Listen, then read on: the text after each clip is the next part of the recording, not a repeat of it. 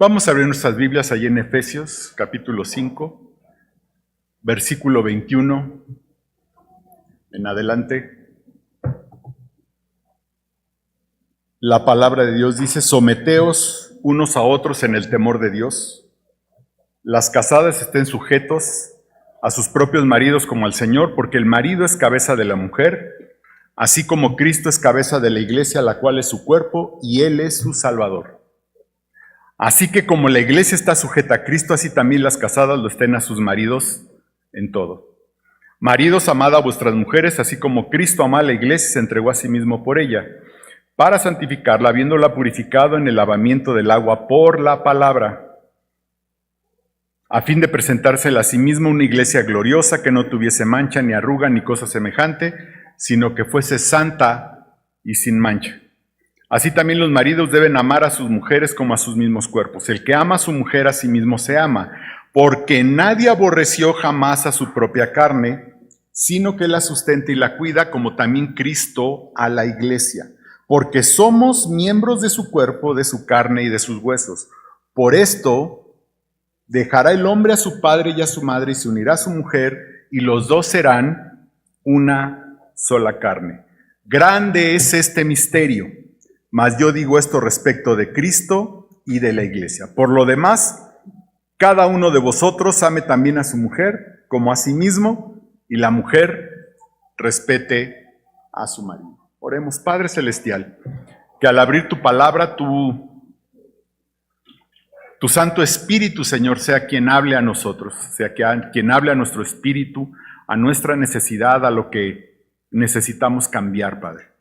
Que sea tu Santo Espíritu quien haga la obra en nuestras vidas, Padre. Y que, Señor, nosotros también tengamos la docilidad de escucharte, Señor, y de obedecerte. En el nombre de Cristo Jesús. Amén. La semana pasada, aunque tocamos un poco del matrimonio, realmente vimos solo el versículo 21. Hablamos acerca de la sujeción y del sometimiento. Les decía yo que en griego es la misma palabra, sujetarse y someterse. No es una palabra distinta. La semana pasada también vimos que someternos unos a otros es un tema de madurez espiritual. En realidad la rebeldía es un tema de inmadurez espiritual. El someternos, el sujetarnos demuestra nuestra madurez. Y el principio, hermanos, es que en la iglesia, en el contexto de la iglesia, en el contexto del hogar, todos debemos sujetarnos unos a otros, según la circunstancia en que vivimos. Pero el principio es que nos debemos sujetar unos a otros. Al hacerlo mutuamente en el hogar, manifestamos nuestra madurez, manifestamos la presencia y el gobierno de Cristo en el hogar. Si en la iglesia nos sujetamos, unos a otros, también manifestamos la madurez, la presencia y el gobierno de Cristo en nosotros. Ahora, este principio llevado al matrimonio debemos de entender, para llevar este principio al matrimonio debemos de entender que el matrimonio es una representación, un tipo, una simbología de la relación de Cristo y su iglesia. Por eso vemos que la Biblia inicia con un matrimonio y termina con un matrimonio. Y lo que podemos ver es que toda la Biblia, desde el Génesis hasta el Apocalipsis, prácticamente es un manual del matrimonio. A veces me parece triste que cuando vamos a hablar del matrimonio, venimos aquí a Efesios, vamos a Colosenses y un poco a Primera de Pedro, y ya hablamos todo en teoría de lo que dice el matrimonio. Y hermanos, la Biblia completa, todo, desde el Génesis hasta el Apocalipsis, es un manual del matrimonio. Por eso, hermanos, cuando a veces viene una pareja con problemas a la consejería, generalmente, no todas, pero generalmente lo que observo es que hay poca lectura de la Biblia en esa pareja. O en el esposo, o en la esposa, o en ambos. Cuando pregunto, ¿cuánto lee la Biblia usted, hermano, o usted, hermana? Pues empiezan atrás, sí, leí unos versículos en la mañana y Hace 8 días leí otros, y esa es la razón.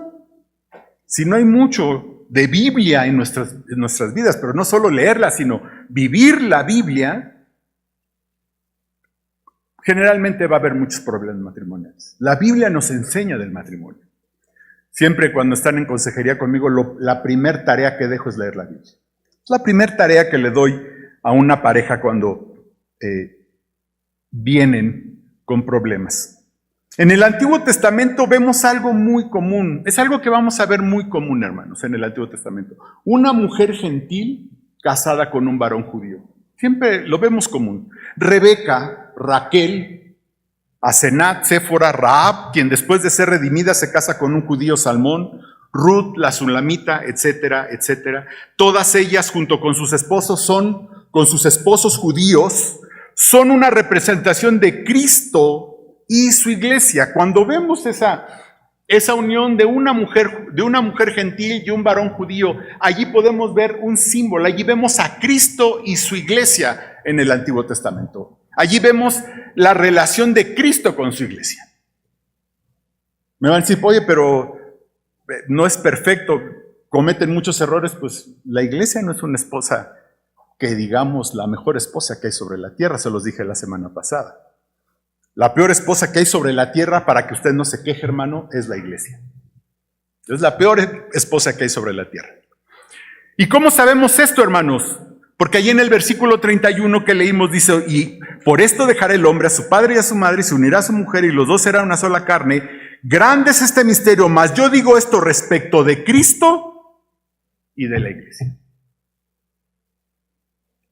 Entonces, cuando Dios estaba diciendo, por tanto, allá en Génesis, dejará el hombre a su padre y a su madre, se unirá a su mujer, y los dos serán una sola carne, estaban también haciendo una profecía acerca de la iglesia que se iba a establecer, que serían una sola carne.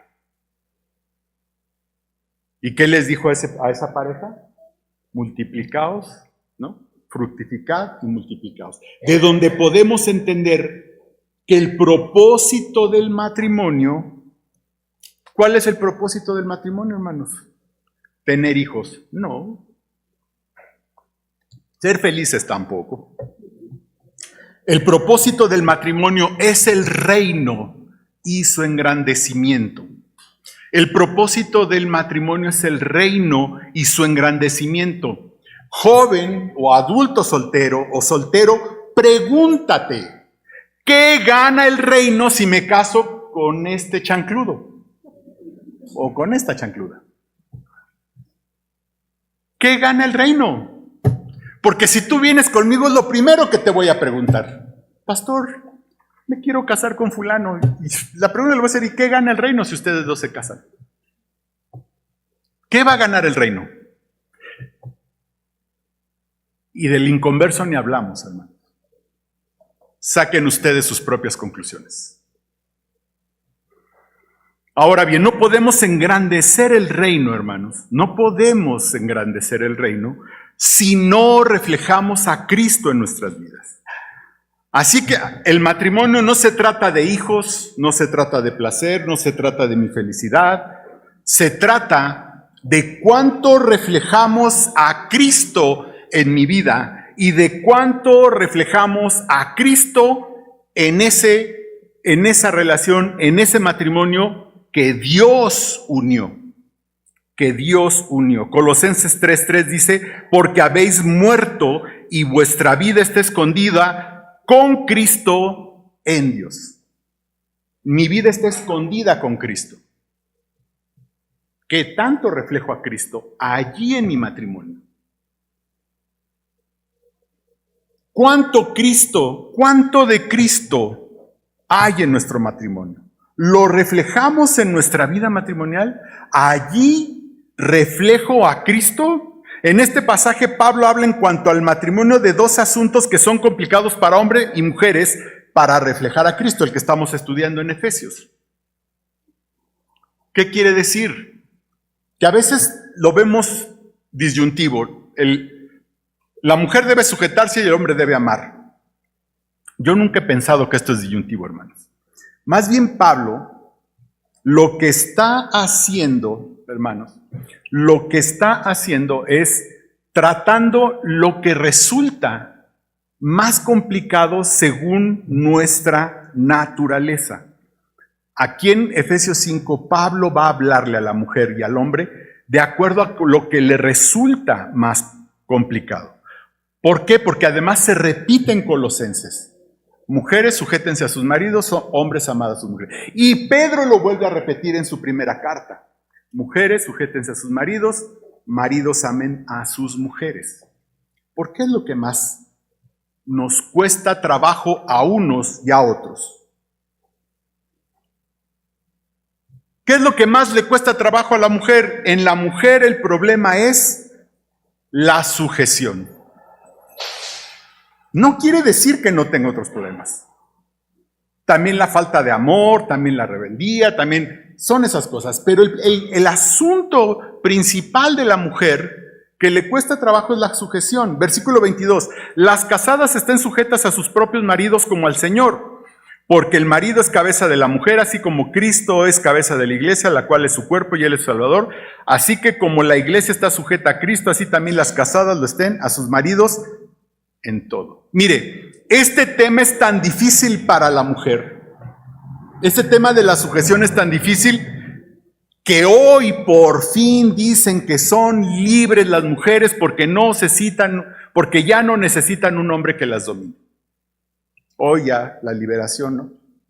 El feminismo, se sienten felices porque ya no están dominadas, ¿no?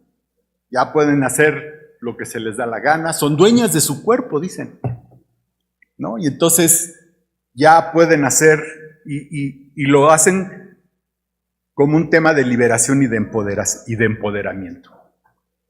Mire, hermano, como les dije la semana pasada, la sujeción puede tener causas justas, causas espirituales o equivocadas. Nos podemos sujetar por las causas correctas o por las causas equivocadas. Claro, si a la mujer la dominaron tantos años por las causas equivocadas, ese no es tema de lo que Dios manda. ¿Cuál es la causa correcta por la cual la mujer debe sujetarse? Simplemente porque es el orden que Dios estableció desde el principio. Porque el marido es cabeza de la mujer, así como Cristo es cabeza de la iglesia, la cual es su cuerpo, y este es su Salvador. No se enojen conmigo, hermanas, no maten al mensajero. Es el orden que Dios estableció. Este orden es el que expresa la presencia de Cristo en nuestras vidas y con esto damos testimonio de ellos. Y como les dije la semana pasada, tampoco el hombre está exento de la sujeción. Recuerda el principio: someteos unos a otros en el temor del Señor. El tema es que a la mujer, amar no es tema, ¿eh? La mujer no tiene problema para amar, pero sí tiene problemas para sujetarse. Sí tiene problemas para sujetarse. Es más, inconscientemente muchas de ustedes ahorita están, ay, no sé, lo que dice el pastor no me gusta. Y si se ríen es porque sí lo pensaron. Primera de Pedro 3:1. Asimismo vosotras mujeres estad sujetas a vuestros maridos, para que también los que no creen a la palabra sean ganados sin palabra por la conducta de sus esposos. Es testimonio, hermanos. Dios estableció este orden. El marido es cabeza de la mujer, Cristo es cabeza del marido, y Él estableció este orden por testimonio. ¿Y desde cuándo lo estableció? ¿Desde cuándo? ¿Desde cuándo estableció este orden? Desde antes de la fundación del mundo, hermanos. Dice Efesios 1, 3 y 4, bendito sea el Dios y Padre de nuestro Señor Jesucristo, que nos bendijo con toda bendición espiritual en los lugares celestiales en Cristo, según nos escogió antes de la fundación del mundo, para que fuésemos santos y sin mancha delante de Él. Desde antes de la fundación del mundo nos escogió. Nos escogió en Él. Somos iglesia porque estamos en Él.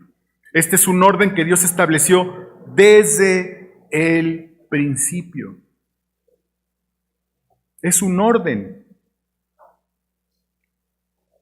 Finalmente, hermanos, Cristo nos dio el ejemplo.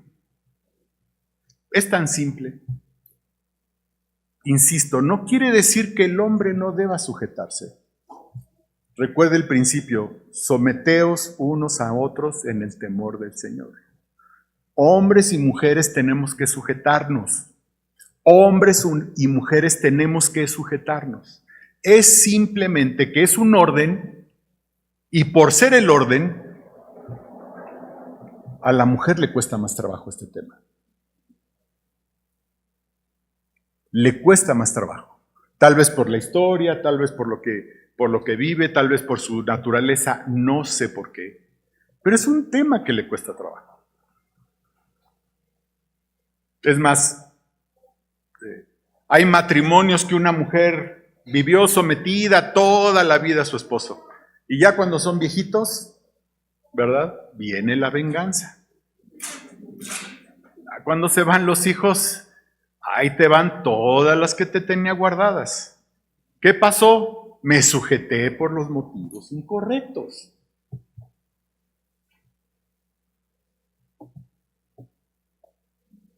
Nos debemos sujetar reflejando a Cristo, porque Cristo, siendo Dios, como dice Filipenses, se humilló a sí mismo y se hizo obediente hasta la muerte y muerte de cruz. El mismo Cristo se sometió, se sujetó para empezar a sus padres, a la voluntad de Dios, al plan de Dios que tenía para él, y se sujetó.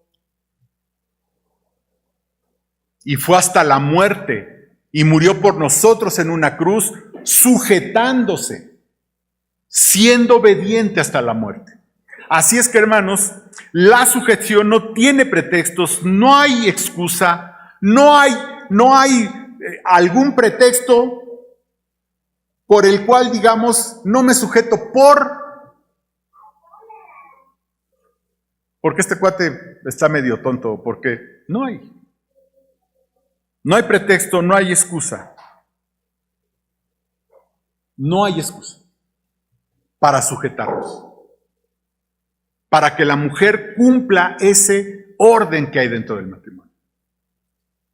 Un matrimonio que tiene armonía cumple el orden que Dios estableció. Si rompemos ese orden, hermanos, pues vamos a romper la armonía del hogar. Y va a ser problemático. ¿Qué es lo que más le cuesta al hombre? En el hombre el problema es el amor. Tristemente es así. Tradicionalmente, ¿quién es el que abandona los hogares? Tradicionalmente, los hombres. En el mundo, tradicionalmente, quien abandona los hogares son los hombres. Maridos, amad a vuestras mujeres, así como Cristo amó a la iglesia y se entregó a sí mismo por ella, para santificarla, habiéndola purificado en el lavamiento del agua por la palabra, a fin de presentársela a sí mismo una iglesia gloriosa, que no tuviese mancha, ni arruga, ni cosa semejante, sino que fuese santa y sin mancha. Así también los maridos deben amar a sus mujeres como a sus mismos cuerpos. El que ama a su mujer a sí mismo se ama, porque nadie aborreció jamás a su propia carne, sino que la sustenta y la cuida, como también Cristo a la iglesia, porque somos miembros de su cuerpo, de su carne y de sus huesos. Ahora, debemos de entender que este es el tema que nos cuesta a los hombres. Amar como Cristo amó a la iglesia. Los hombres, por supuesto que amamos. Por supuesto que amamos a nuestras esposas. Por supuesto que amamos. El gran tema es que los hombres no podemos, o sí podemos, pero nos cuesta trabajo profundizar en ese amor. Y amar al grado de como Cristo amó a la iglesia. Amar de esa manera a una mujer no le cuesta tanto trabajo. A un hombre sí. A los hombres sí nos cuesta trabajo. Tengo la teoría, no soy psicólogo, es una teoría, para que no anden diciendo, el pastor Sosa nos dijo, no, es una teoría, que por ser nosotros tan físicos, tan visuales, ¿verdad? Eso distorsiona a veces en nuestra mente el amor. Pero Pablo solo nos recuerda en este pasaje lo que el Señor Jesucristo ya nos había mandado. Juan 15:12 dice, este es mi mandamiento, que os améis unos a otros, ¿qué dice? Como yo os he amado. Así es que, hermanos, es simplemente obedecer al Señor Jesucristo allí en el matrimonio. Amarnos unos a otros, ¿cómo? Como Cristo nos amó. ¿Más en dónde? Pues allí en mi matrimonio, allí con mi esposa. La debo de amar ¿cómo? Como Cristo amó a su iglesia. Porque el Señor Jesucristo ya nos había dicho ¿qué? Amaos unos a otros como yo, ¿qué dice? Os he amado.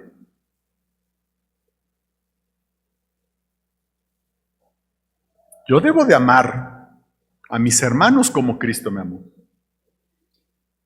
Yo debo de amar a mis semejantes como Cristo me amó. Yo debo de amar a mi esposa como Cristo me amó. Cristo se entregó, murió en una cruz por la iglesia. Sí, por nosotros. Recuerde que estamos en Él. Y lo hizo por amor. Y ahora fíjese de forma hermosa, poética, cómo dice Pablo que ese amor tenía un fin. Es una forma muy hermosa la forma en que lo dice. Dice, para santificarla, habiéndola purificado en el lavamiento del agua por la palabra, a fin de presentársela a sí mismo una iglesia gloriosa, que no tuviese mancha ni arruga ni cosa semejante, sino que fuese santa y sin mancha. Hoy la iglesia no es así, hermano, Por eso le digo que la peor esposa es la iglesia. Pero esto tiene una gran enseñanza para nosotros. Maridos, el día de hoy buscamos la santidad de nuestras esposas. ¿Cuántos de nosotros como esposos buscamos o estamos al pendiente o procuramos la santidad de nuestras esposas? ¿Cuántos de nosotros nos ocupamos de su crecimiento espiritual? Esposos, ¿qué es nuestra responsabilidad? ¿Cuántos estamos ocupados en su santidad? En su crecimiento espiritual, en el cuidado de su pureza, en el cuidado de su santidad. Y estamos hablando del punto de vista espiritual. Recuerde, esposo, que usted es el sacerdote de la casa. Usted es el sacerdote del hogar. Somos sacerdotes en el hogar. Y nosotros debemos de estar al pendiente de la santidad, de la pureza, del cuidado espiritual de nuestras propias esposas. A veces estamos tan embotados en el estrés, en el trabajo, en los compromisos en nosotros mismos y no atendemos las necesidades espirituales de nuestras esposas. ¿Ora usted por su esposa? ¿Todos los días pide por ella? Es más, rápido, ¿sabe usted las necesidades de su esposa en este momento?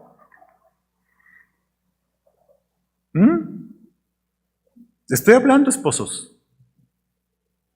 Y lo decimos, qué bárbaro, qué mujer tan tremenda me diste, Señor. No, pero ¿y cuánto estuvimos ocupados en su santidad? A veces ellas son las que nos tienen que arrastrar a la iglesia.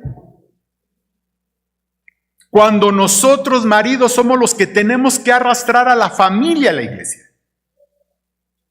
Es nuestra responsabilidad.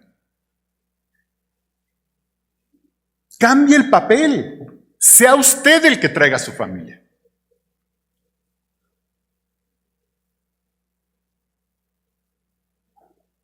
Muchas familias en que ambos son cristianos, siempre vemos aquí a la esposa y su esposo, pues no quiso venir, tuvo que trabajar, tuvo que hacer. Esposo, usted es el sacerdote.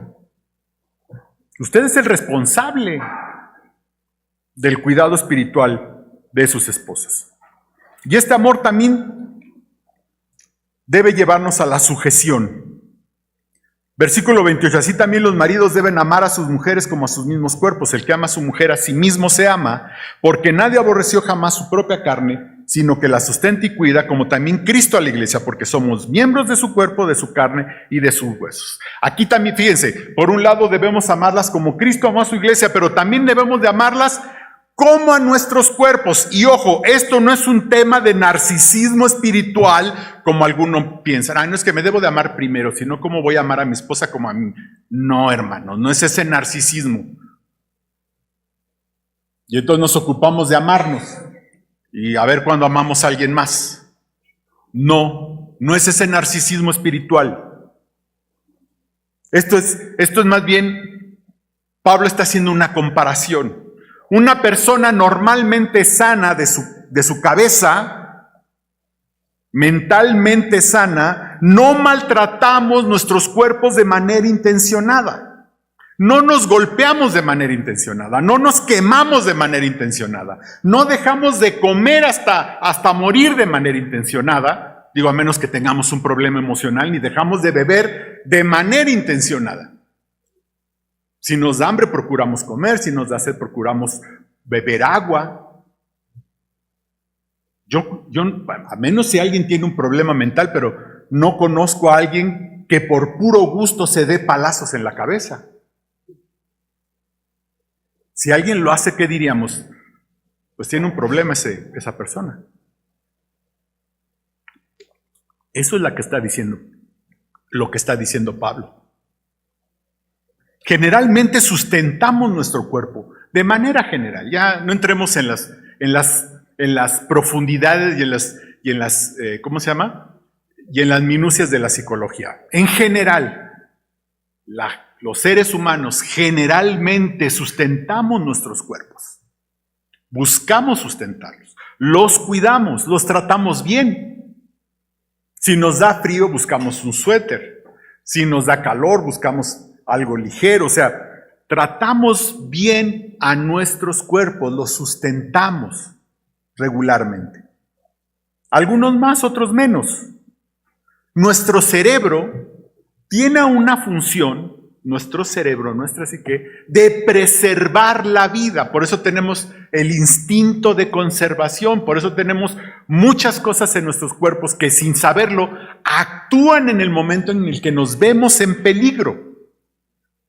El cerebro está programado para preservar la vida. Esto es de lo que está hablando Pablo. Y curiosamente, también hay otra comparación de Cristo y la iglesia. Cristo es la cabeza y la iglesia es su cuerpo.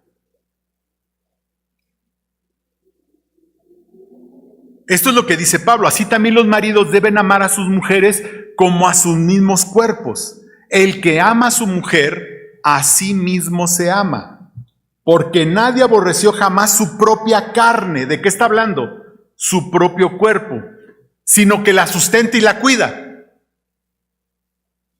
Consciente o inconscientemente cuidamos esta carne, este cuerpo, como también Cristo a la iglesia, porque somos miembros de su cuerpo, de su carne y de sus huesos. Y esto nos lleva a un último punto. Somos, hombre y mujer, una sola carne.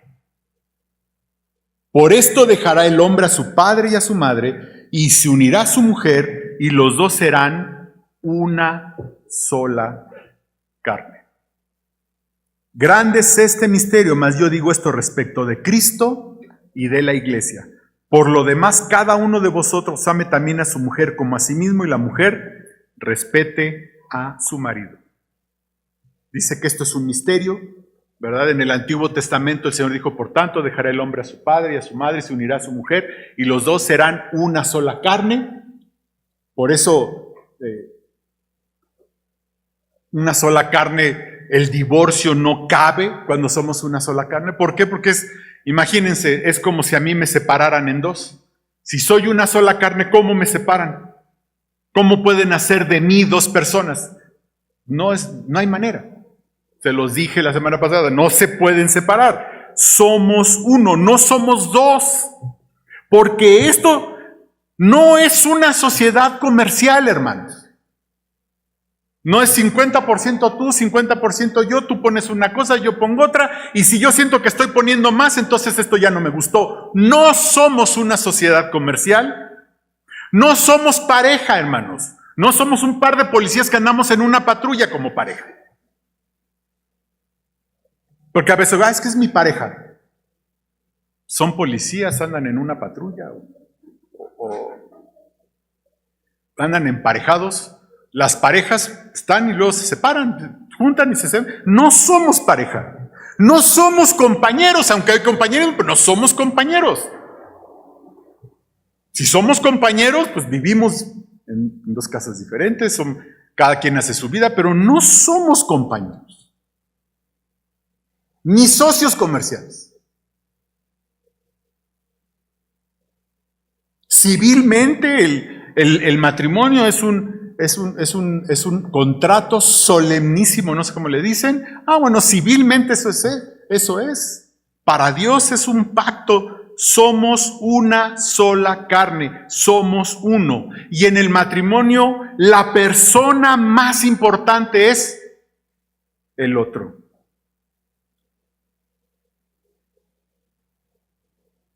Ese es el otro problema del matrimonio. En el matrimonio la persona más importante, ¿quién es? El otro. El otro. A veces llegan a consejería y personas, pero es que yo hago eso, pues al otro que le importa es mi vida. No. Lo bueno y lo malo que hacemos dentro del matrimonio termina afectándole a la otra persona. Siempre. Siempre.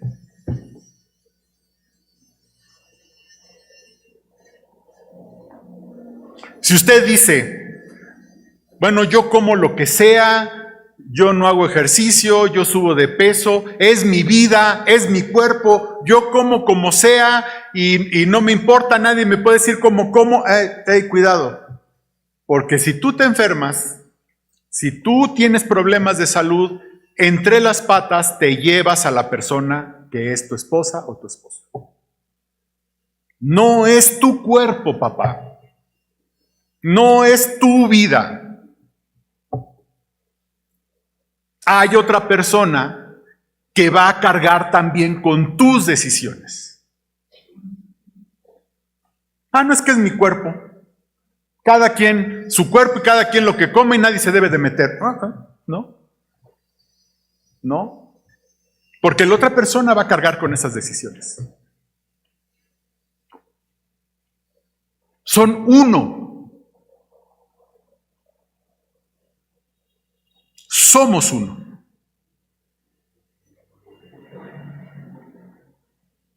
Es que es mi dinero, yo me lo gasto, yo me lo gano. Si yo me lo gano, yo tengo derecho. No. Porque esas decisiones económicas también las va a cargar otra persona que está contigo, que es tu esposa o tu esposo.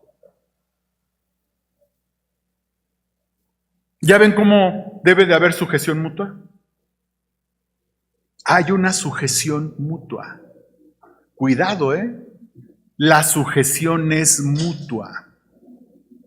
No quiere decir que a los hombres se nos facilite la sujeción, quiere decir que se nos dificulta más el amor que la sujeción. Somos una sola carne. Cristo se negó a sí mismo a tal grado de morir por su iglesia, por cada uno de nosotros en una cruz. Ser vituperado, ser burlado, ser humillado. ¿Por quién? Por su iglesia. ¿A qué deberíamos de estar dispuestos nosotros? Por mi esposo, por mi esposo. ¿A qué deberíamos de estar dispuestos? ¿Estaríamos dispuestos a morir? ¿A ser humillados? ¿A ser vituperados? a sacrificar mis gustos, a sacrificar las cosas que hago, mi tiempo. ¿A qué estamos dispuestos, hermanos? Porque ahí está el punto del matrimonio. Ahí está el punto de los fracasos matrimoniales. Que a veces son dos niños egoístas que por el infortunio decidieron casarse. Dos adolescentes tremendamente egoístas, que tomaron la peor decisión de su vida, que fue casarse. Oremos. Padre, te damos gracias. Te amamos, Señor, te alabamos. Gracias por lo que tú nos hablas a nuestra vida, por lo que tu palabra dice, Señor, que debemos hacer, que debemos vivir, que debemos sentir, las actitudes que debemos tomar, Padre. Y ahora, Señor, te pido que a cada uno de nosotros que estamos casados, Señor, tomar la decisión de negarnos a nosotros mismos, Padre, de reflejarte a ti en nuestras vidas, Señor, y de sacrificarnos por nuestro esposo y por nuestra esposa. De hacer ese sacrificio, Señor, como el que tú hiciste en una cruz para salvarnos, para santificarnos, Señor. Que haya un sacrificio en nuestras vidas, Señor. Que haya tanto de ti en nosotros, Señor, que podamos sacrificar todo nuestro yo, Señor. Llevarlo a la cruz, Señor, para vivir con nuestros esposos y con nuestras esposas, Padre.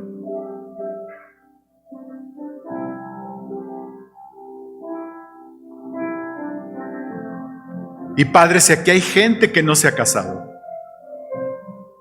que está pensando en eso, Señor, que tú ilumines su espíritu, que tú ilumines su mente, Señor, para que vea, Padre, cuál es el precio, Señor.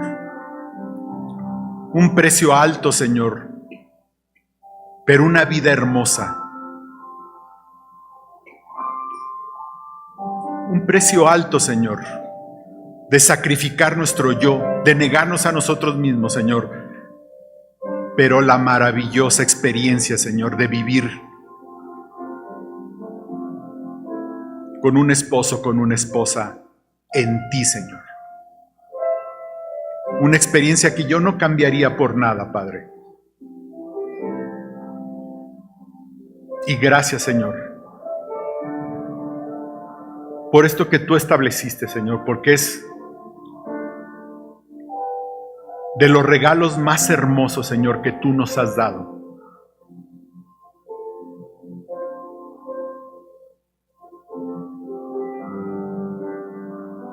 Gracias, Señor. Y perdónanos, Padre, si hasta hoy no hemos vivido, Señor, como tú has querido. Perdónanos, Señor. Confesamos nuestro pecado delante de ti, Padre. Si no nos hemos negado a nosotros mismos, si no hemos muerto en una cruz, Señor, para que tú te manifiestes en nuestra vida. Perdónanos porque somos imperfectos, Padre. Pero tu Santo Espíritu vive en nosotros, Señor. Y si nos negamos y nos negamos, Padre, que tu Santo Espíritu sea quien nos guíe, quien nos lleve, Señor, para vivir vidas como a ti te agradan, Padre.